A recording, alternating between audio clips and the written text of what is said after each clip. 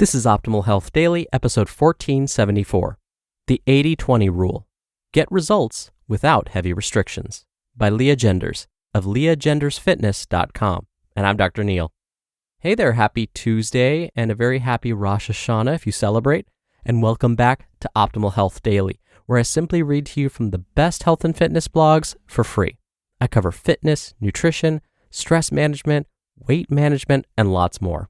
This is kind of like an audiobook, but from a bunch of different authors, and always with permission from the sites, and always with a bit of my commentary at the end. Now on Fridays, I do something a little different. That's where I answer your questions. Remember, you can send me a question by going to oldpodcast.com/ask or email your question directly to health@oldpodcast.com. All right, with that, let's jump right in and hear today's article and continue optimizing your life.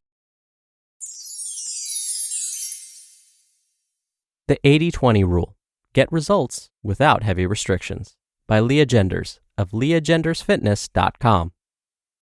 The 80-20 Rule is the idea that 80% of your food intake should be healthy foods that support your goals, and 20% for indulgences, foods that you enjoy but aren't the beacon of health.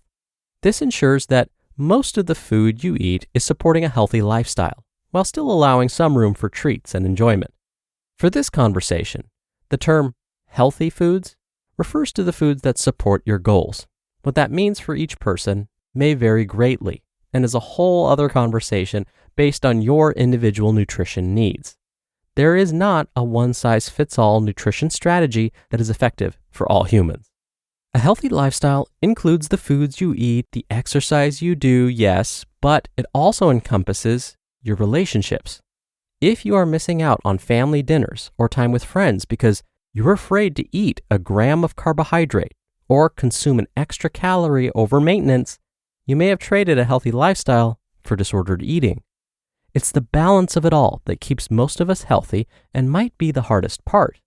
Healthy choices encompass your whole life, including your mindset. The 80-20 rule is a way to apply the concept of moderation to your lifestyle. If you read this blog regularly, you know I am a proponent of moderation to meet almost any goal. My reason is personal. I tried all the extreme diets and exercise programs for decades, only to learn that all or nothing usually leads to nothing long term.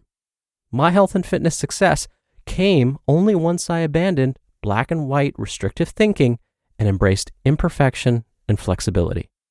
Letting go of defining foods as good or bad helped me find balance and moderation.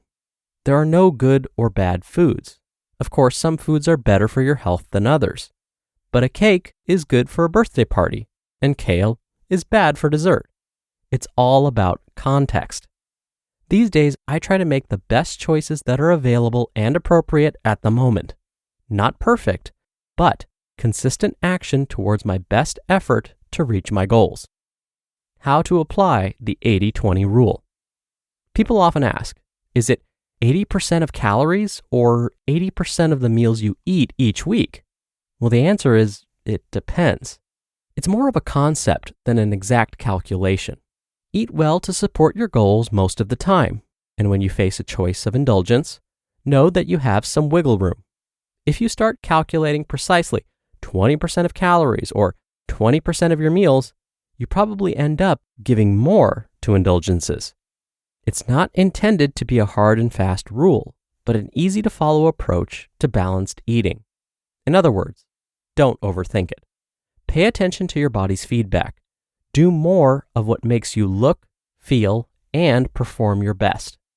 Maybe 20% indulgences is too much, or perhaps it's not enough. Only you can decide. The mistake people make using the 80-20 rule. The mistake people make is that they plan 20% in advance. It's already on the calendar. Pizza delivery on Friday night. Ice cream with the family on Sunday. Schedule a chocolate bar on Wednesday after the workout. It's all fine and good, but it doesn't account for the unplanned and unexpected. Life is unpredictable. Who knows when you might have to work late and the manager orders takeout for dinner, or your kid reminds you, or basically tells you for the first time, that you have a birthday party tomorrow, but you already spent your 20%. No problem once in a while, but as life goes, we usually need to expect the unexpected. The better way to apply the 80-20 rule. Don't plan for the 20% indulgences. Let life hand them to you. There will always be parties, events, celebrations, holidays, late nights, long days, and working lunches. Plan to eat well all the time, and when life hands you an unforeseen obstacle, it won't be such a surprise. Your partner ordered pizza because they didn't feel like cooking on their night to cook? Celebration dinner with friends? Your adorable niece is selling Girl Scout cookies? Come on, who could say no to that face? No problem. You have it built into your plan. It's not about being perfect, but understanding that life will always throw you curveballs. If you planned out 20%, but then another 20% of indulgences just happen to you, you may go way over the plan. Again, not a problem occasionally, but if it happens week after week and is affecting your goal progress, it's something to consider and adjust. When does the 80-20 rule not work? I recognize that not everyone is exactly like me, and some people do better to restrict certain foods rather than moderate them. In the same way, you wouldn't tell someone with a history of alcoholism to follow the 80-20 rule. Sometimes it just doesn't work. There are times you may need more restrictions, and times you may need much less. Living by arbitrary rules with no regard to your body's feedback is what gets us all in trouble. If you follow Gretchen Rubin's work, she writes about personality types and how some people are moderators like me and others are abstainers, and how your personality may dictate what works best for you. Abstaining works for a lot of people as long as the restriction doesn't come with feelings of deprivation, shame, guilt, or health consequences. The difference is in mindset. You can choose to eat or not eat. Whatever works best for you, you're in charge of your body. You could eat a salad in enjoyment as part of an overall healthy lifestyle, or you could eat a salad under duress and feel hungry and deprived. It's the same action, but a different mindset that makes all the difference. You just listened to the post titled, The 80-20 Rule. Get Results Without Heavy Restrictions by Lea Genders of leagendersfitness.com.